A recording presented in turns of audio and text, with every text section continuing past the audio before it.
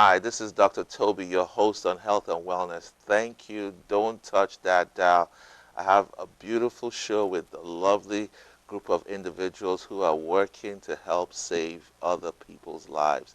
Here in the audience with me are agents from the Mississippi Organ Recovery Agency, Ms. Belinda, and also from the Louisiana Organ Procurement Agency, Ms. Lopez. And they're here to let us know everything we need to know about organ recovery, organ procurement, and how you and I can be lifesavers even after we've passed away. Thank you for joining us on Thank the show. you. I know you have a very busy schedule, and I'm just honored that you took time out to come and um, and join us. So you said a couple of times you talked about the number of people waiting for transplant in the state of Louisiana. You said there were about 2,000. Yes, that's correct. Around Okay. 2,000 are waiting for a life-saving transplant. Mm. So tell me a bit about LOPA. You are off. Your office is here in West Monroe or Monroe, but your head office is in Covington. That is correct. So we Okay. have offices and people that work remotely all across the state, but our main center is in Covington with our own donor care center recovery there. So we have our own Oh, OR suite that we can do oh, recoveries sweet. in our house. So you're more of a liaison in the Correct. So I cover the northwest, northeast. northeast Uh-huh. area. Right? Okay. I think it's Yes. This northeast. northeast. Okay. Yeah. So yeah, so I cover the Monroe and surrounding area. Okay. Where else do you have liaisons or? So we have satellite offices in Lafayette, Baton Rouge, and one in Shreveport. So, but Okay. we have someone that will work all areas of the state. As needed. Hmm. Wow. And you work from Glenwood Hospital to St. Francis Hmm. to Conway, any other major hospitals, Morehouse. So Morehouse. we even work with hospitals throughout the state. So even Awesome. your rural Even hospitals, the we do rural work with hospitals. those. Okay. Yes. So this is, I want you guys to throw in your experience here. Do we have an ethnic bias in the world of organ recovery? Is there, we know, unfortunately, as a physician, we know that a lot of our patients who die from heart disease, kidney disease are African American or minority. Do we have more African Americans donating, or do we have less African Americans donating organs? And if there is a disparity, why is there a disparity in the organ donor world? So I'll start with that. I would say that, of course, we do have some disparities, and a lot of it's based on the myths that are in the African American cultures. A lot of times we are afraid, and death is one of those things that we just do not really like to have a conversation about. But those are also the reasons that we tend not to be donors. Although we have the highest need, we tend not to be donors because we're afraid, and and rightfully, we have some reasons why we should maybe be afraid of the health world. But in these particular instances, to be a donor is not something bad. It's not terrible in any way. It's actually a great way to be able to live on after you've passed on as well. But surely we do really need to consider being organ donors, because although you don't have to be a certain color in order to match organs, it is helpful if you are of the same nationality and ethnic background. Okay. So we need a lot more minorities stepping up as organ donors. Yes. Okay. Correct. And if you look at the statistics, 1 in 5 Hispanics are diabetic. Probably 1 in 3 now because it's gotten worse recently. 1 in 5 average Americans are diabetic. And when you correlate that with heart disease, 60% of cases in Mississippi, at least I know, are African Americans, the cardiac disease mortality. So it's important that we think about long term how we can be a solution to our own community. So it's Yes. not, I think it's wrong to just point fingers and say people don't care about us and then we don't do anything to help ourselves Hmm. solve the problem. And one of the ways you're saying we can solve the problem is to be an organ donor. Oh, Yeah. yes. because there are certain genetics that when you get from someone that is of your same background, it matches better. It's not saying that it is going to match better than another ethnicity, but you do have some genetic makeup that make it a transplant that will be a more compatible match with you. So you've been around for, I think, 14 years. I don't know how long you've been in the. Oh, just a little over a year Okay. and a half. Okay. What are the most common myths you've heard in the world of organ recovery? So that is a great question. The most myth that people believe is that the hospital is not going to do anything to save them if they are a registered organ donor, and that is not true. Here in Louisiana, we are a different organization. While we work with the hospitals, we are an outside agency. So they think, oh, if I have it on my driver's license, they're not going to save me. Well, the thing is they don't know what organs of yours are going to be able to be viable for transplant. They don't know the ones that are waiting. They don't know what their blood types are or those types of things. And they took that oath to do everything that they can to save your life. And so it's because of, TV and all those things that they see, and they say, well, it's the dramification that comes from the TV, but they think that's how real life works. But She mentioned that, yeah. I don't watch a lot of TV, so maybe I missed that. But so there is a lot of dramification on this issue. So, yeah, any myths you want to talk about? So one of the things that I know is also a myth is that they think we're going to take their organs once they sign up for whatever reason, like take them in a back alley and take their kidneys and give them to somebody.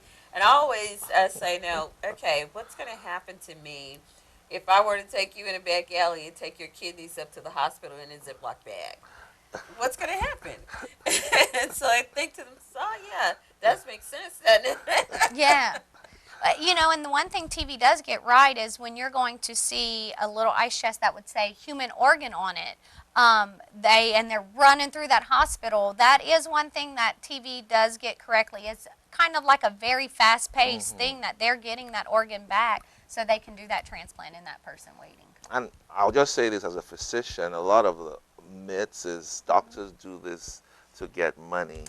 And the truth is that a transplant surgeon has spent at least 9 years training, at least. It could be more, depending on his specialty. But if you're just doing abdominal transplant, you've spent at least 9 years training.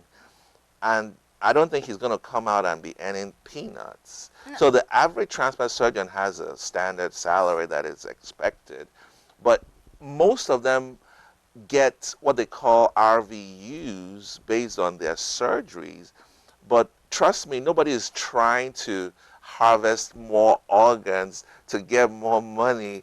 They already have a decent income, So I think it'll be a little bit of a stretch to say Dr. A is trying to build a house because he wants my kidney. I think it's a little bit in my physical medical world, but that's just throwing that out there as a physician. Okay, yeah. Most physicians, like you said, go into medicine with the Hippocratic Oath. First, correct. Do no harm. That means I'm not going to cut you if I don't need to.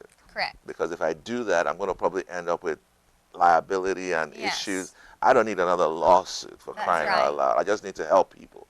So most doctors understand that, and they don't want to get into trouble with the law in that area. So we've already talked a lot about the organs that can be donated. I just wanted to highlight something here. Does the donating family or the recipient ever meet the donor's family? If they ever do, what are the covenants? What are the terms? It's like adopting a baby who was given up for adoption. Sometimes you meet the mother, sometimes you don't. So just your thoughts on that. When do you meet the donor's family? When does that recipient family get to know? Is there ever a time they should or they shouldn't? So with each person, it is very different. Some families are wanting to meet right after, and we of course have to follow HIPAA procedures. So we cannot share anybody's information unless they are saying, "Hey, yes, we want to reach out to our recipients," or vice versa. Because sometimes you have recipients that write in to us and say, "Hey, this is my information."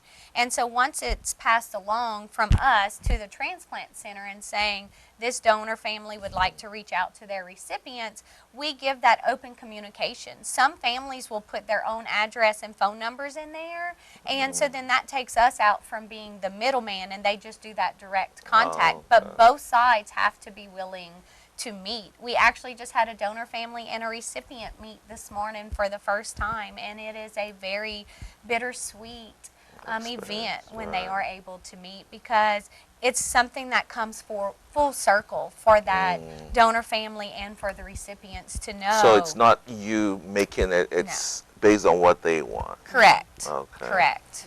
Wow. In some instances, the donor families do not want to meet the recipients. They just cannot handle the pressure of knowing that their loved ones' organs continue to live on in somebody, even though they have agreed to say, yes, I'd like for my family member or my loved one to be a donor, but they just cannot handle the emotional stress of that situation. So they choose or opt out of meeting those families. And that's a decision that can be changed. Sometimes families, at that point, they can't handle it. It may be too soon for them. But say 10 years down the road, they want to say, I'm ready.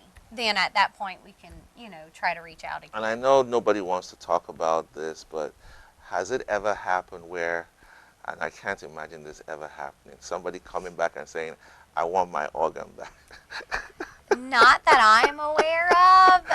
Or a family after the loved one says, I hope it has never happened, but I have never encountered that. It's a very hard decision for a family to make, to say, I want my loved one to be a donor when you didn't know what their wishes were.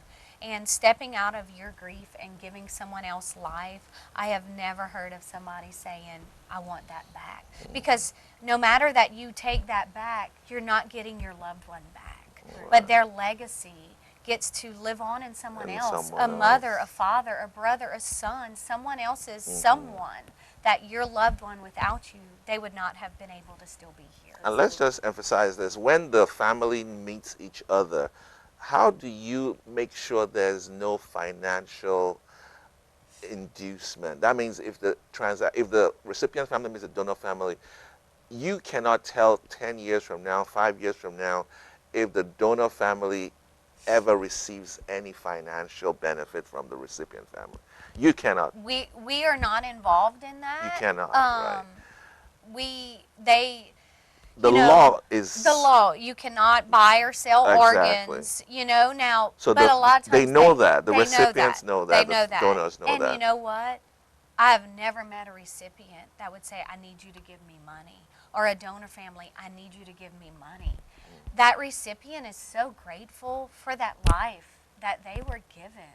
And they just cannot ever say thank you enough to that family. So they don't ever want that monetary gain. They become a family. And they, you don't know the bond and connection. It's something that you will never be able to experience. Even the bond between a mother and child, you become, it's just, they are now part of your family. Right.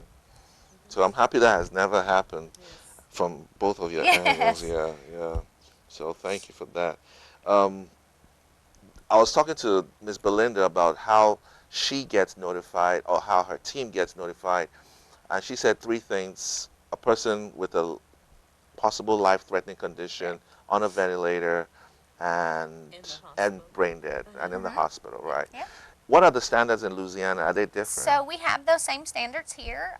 In Louisiana, hospitals will report all inside hospital deaths to our agency, whether that comes in the form of brain death or whether that person is choosing to withdraw care from the ventilator or mechanical support system. And then we also have our coroner's offices will report outside of hospital deaths to us, because they feel that life trumps death. And if we can give this family that opportunity to be able to pass on, enhancements to others, they are more than happy to do that. Doesn't that affect both of your quality of life with your family? I mean, you could get a call at 2 a.m. Am I wrong or am I right? Yeah, so those people that are on those particular teams in our agency, more, they're called family care team. So they know that once they sign on, what they're signing up for. I mean, it's no different than when you are, as a doctor, if you're called Right. out in the middle of the night, then you know that you have to go to take care of your patient. And so the same thing happens with our family care team. Mm. They know that if they're called out in the middle of the night, then this is what they've signed up for. They're on 24-hour call, and we have different spots. Like we have our own call center that all those calls go to. And then they facilitate the calls to say, okay, we need to get a family advocate out there. We need to get an OR team. You have so many different entities all working towards the same teamwork of making life happen for those patients So, that are waiting. as doctors, we have beepers, we have cell phones. What do you guys, your family You- care team? Cell phones. Cell phones. And I Okay. mean, and as a physician, you know, you probably started in the early beeper days where then Yeah. you're trying to find a phone, but thank God now it's right there with you. Right there with us. Yeah. Yeah. Wow. And text, you know, now that you have text and email, and we have chat systems that we can coordinate through, that we can talk with through a chat Okay. system. Tell us about the consent procedure. What's the typical sequence of events to obtain consent for a donation from a donor's family? So that kind of takes different roles as far as when someone's going to be 18 years of age or older and they are legally registered, whether they've registered online or at the OMV or those types of things. So legally they made a first person consent to be a donor. If someone is under the age of 18, or they are not registered, we have to have the family's permission for that. And sometimes families will, if that person is registered, they're like, oh my God, no, you can't do that. And so you explain to them, well, they're over the age of 18, but what is your hindrance for you saying no? So a lot of times it comes back to a myth that they believe, and so we will educate them on the myths that they're talking about at that time. And then after someone is said, okay, they are a consented donor, then it takes on, we have to go into a system called UNOS. So we have a placement team. We get them all the medical, social history, all of that kind of stuff. Then they get into with UNOS and say, okay, this is their blood type, this is all their information. And then UNOS then makes the thing to say, okay, this person is this blood type, it's going to match them, then that transplant surgeon, and so then you get all of those other entities involved in that. Wow. But there has to be a signature from from the next of kin or healthcare provider. So, yes, so like you're going to go over the medical social history with the Okay. family, but that donor family, that the donor has legally consented for that, but then the family will sign and say, it's kind of like when you go to give blood, it's those kind of sort of typical questions that they But ask if you. he did not make himself a donor That's before right. he died, Then you have to get with the family. the family has Correct, to consent and the with family all that. signs that consent, those kinds Yeah. of things. I've been in a few situations in the hospital, and I could be wrong, but I had Catholic patients who were dying, and they told me that the father, the priest, had to be in the room at the time of their death to pronounce some blessings over them. Have you heard So, of that before? I haven't heard My, them co- have my to be in concern the room. is, or within a specific Oh, time okay. frame. Their last will and rights, yes. Their Is last that will and true? test- So, Does that affect organ recovery? no, because that person is on that ventilator, so it's still keeping those organs viable for a transplant. The So blood and oxygen. that's transfer correct. flow.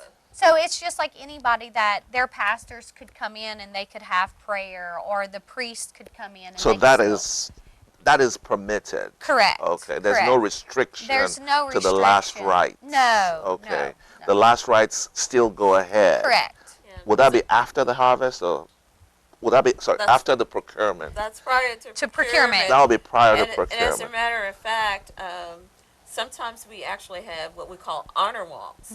And this means that all of the hospital staff will come out and honor the person that is going to be a donor. When they're rolling them in the bed down the halls, all of the staff is there to pay tribute and honor to the donor hero. We even have families that will write letters or poems that we will read in the OR for that, in memory of that loved one before we do the recovery. We'll Right. play their favorite Song, songs. We've even, we've had a mom ask us to hold their child's hand, so we made sure somebody was holding that child's hand the entire time. It is a very respectful, it's done with a lot of dignity and respect because, again, it's a hard situation. It's a club that nobody wants to belong to. But when you belong to that club and you become part of that family, it's a family and club like no other. Wow. And the question here says, who manages the transplant system? I don't know if you read the news a few weeks ago. The Congress is debating, let me use the word, unbundling the transplant system. It's become a big topic in Washington, D.C. I don't expect any of you to have all the answers, but the question here says, who manages the transplant system? Just want to educate, strictly for education, not for any ulterior motives. I want you to educate the viewers on how the transplant system in America is managed.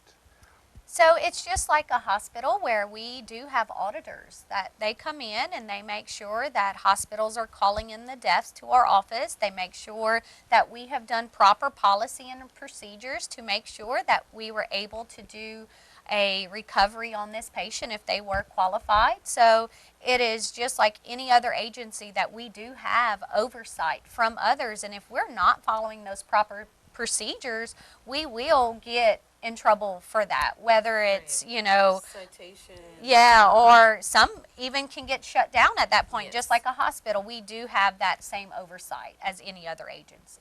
Are you a HHS subsidiary, Health and Human Services? Are you under the scrutiny or jurisdiction of a particular department in the government?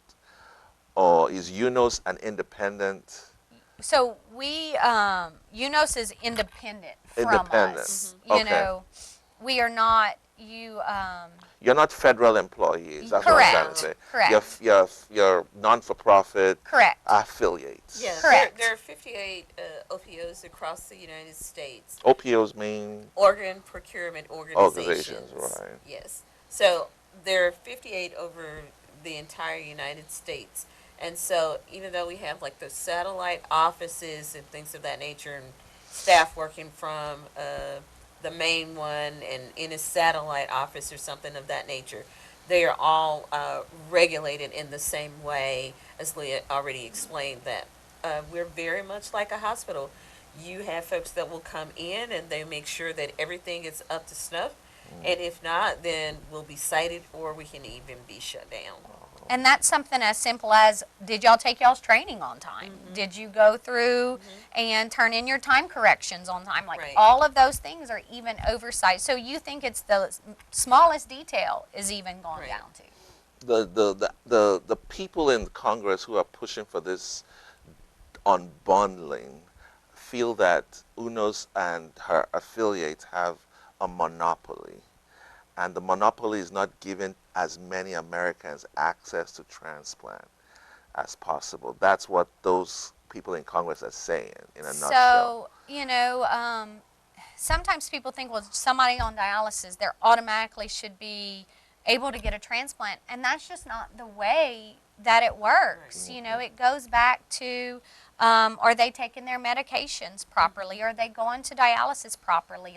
So just because you're on dialysis doesn't mean you're ever going to be able to be on the list. Candidate. And you got to think only 2 to 3% of the population pass away from brain death. So it is a very small amount of people pass away in a unique way that you have all these others that are waiting on that. Right. And will everybody have, one donor can save up to 8 lives, but not every donor is able to give 8 organs. 8 organs because of damage. Yeah, damage. It could be if they were in a motor vehicle crash, Talk to me about diabetes, because I never thought about that.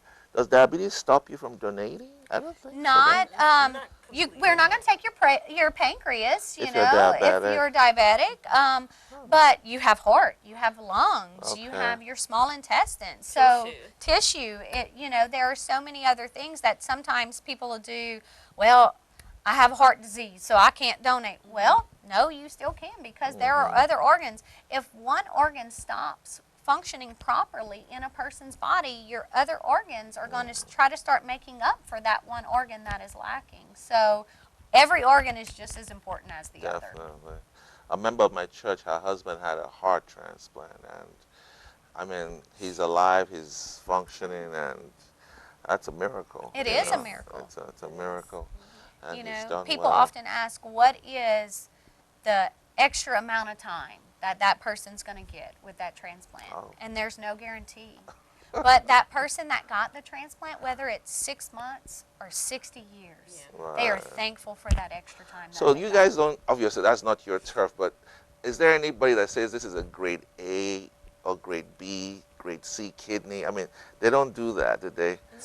Or they So, may, I haven't had anyone Okay. that's done that. Most people are so grateful that someone, just to get some. yeah, that someone thought enough to donate such a awesome gift. I mean, 'cause it changes their life. It takes them off dialysis, and it gives them that extra, as Liz said, that extra number of years or Yes. weeks that they To didn't spend with their foresee. loved ones. Yeah, yeah.